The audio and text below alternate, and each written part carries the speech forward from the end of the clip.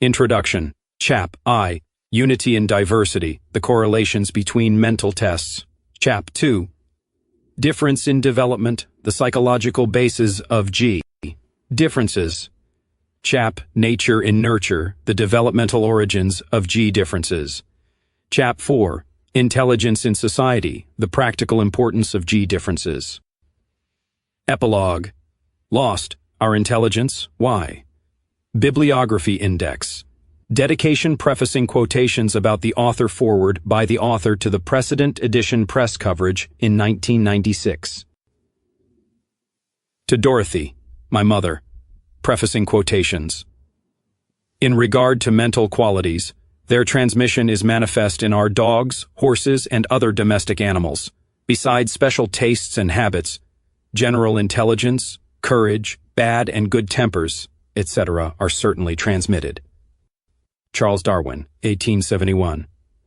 In course of time, there seems no reason why the intellective index, or system of indices, should not become so well understood as to enable every child's education to be properly graded according to his or her capacity. Thus, the present difficulties of picking out the abler children for more advanced education and the mentally defective children for less advanced would vanish in the solution of the more general problem of adapting education to all. Bernard Hart and Charles Spearman, 1912. The injunction to face the facts has for too long been advanced within the delusion that the facts are there and have merely been discovered by psychometry. IQ psychology subsists on a thin gruel of theory produced, in a way typical of the pre-paradigmatic sciences, under great ideological constraints in turn-of-the-century Britain. The revived fashion for the G-factor perhaps indicates a belated recognition among psychometricians of the shortcomings of operationalism and the need to ground IQ psychology in a theory of intelligence. Brian Evans and Bernard Waits, 1981. The big unreported story about the study of intelligence in the last decade is the remarkable resilience and importance of G. Charles Murray, 1995. About the author. The author is well known for his contributions to research and debate on intelligence and personality. He pioneered inspection time testing in Britain and the USA. He lectures in psychology at the University of Edinburgh and is a fellow of the Galton Institute. Forward by the author to the Precedent Edition. And race had deep links, probably substantially genetic. I had agreed I could be called a scientific, though not a common or garden, racist. On April 17th, with the book was on the verge of publication in the USA, Wiley Inc. of New York, denounced unspecified views of mine, both relayed by the media. On February 29, 1996, this book, The G Factor, was published in the UK by John Wiley and Sons Limited of Chichester. Several weeks later, on April 14th, London newspaper reports of interviews with me began to appear saying I thought black people had a lower average IQ than did whites, and that, since I thought psychology, and appearing in the book as repellent. Thus they were withdrawing the book from publication. UK Wiley promptly followed suit. On May 31st, Edinburgh University, having set up an inquiry into me after students had demanded I be sacked, announced publicly that I was a fair examiner and that they would not be bringing any disciplinary charges against me for anything at all. However, they would be expecting improvements in my teaching style. Apparently, I would somehow need to cultivate better relations with students, and my department would have to provide alternative coverage of the controversial subjects on which I lecture. Privately, the university wrote to me to say I should go easy on sexual topics and provide the students with more spoon-feeding.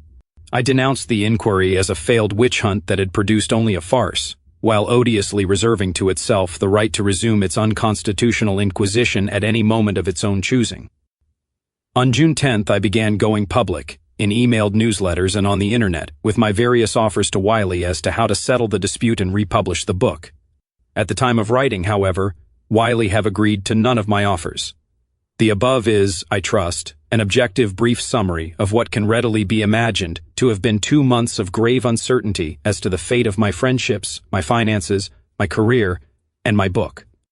Essentially, I have been hounded for my realism about race and IQ by my publisher, many elements of the press, left-wing academics such as Professors Steve Jones, University College London, and Stephen Rose, the Open University, my students, the Anti-Nazi League, and my own university.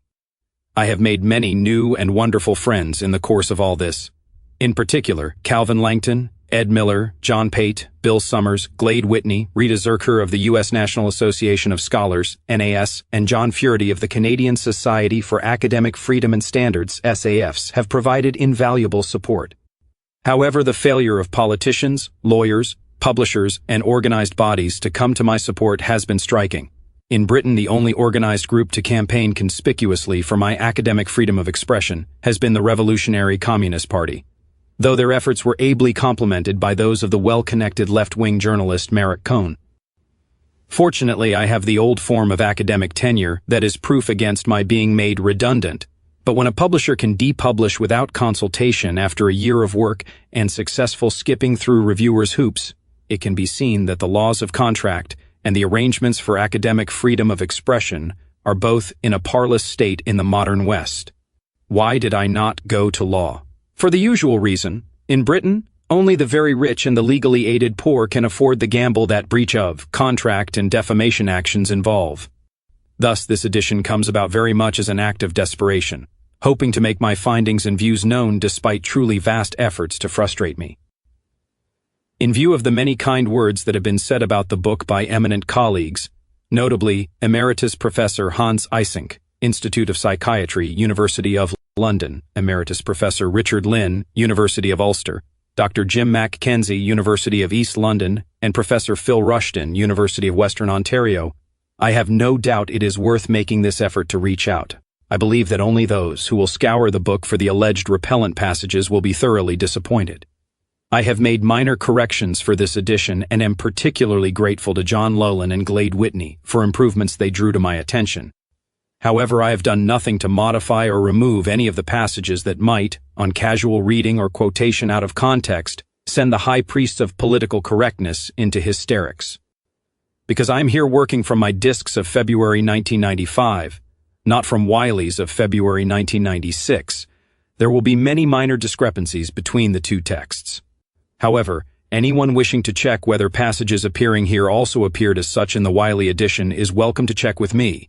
Please send in the article or chapter you have drafted, highlighting the quotations from The G Factor that you wish to make and attribute to the Wiley edition, and I will check correspondence for you. Please note that I maintain copyright on this edition. Extracts may be published only with permission.